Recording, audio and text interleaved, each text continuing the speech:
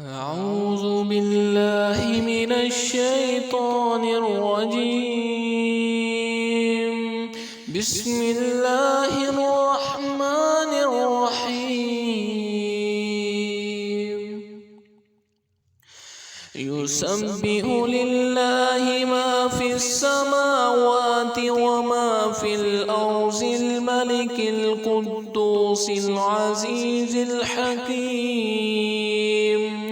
هو الذي بعث في الأميين رسولا منهم يتلو عليهم آياته ويزكيهم ويعلمهم الكتاب والحكمة وإن كانوا من قبل لفي ضلال مبين.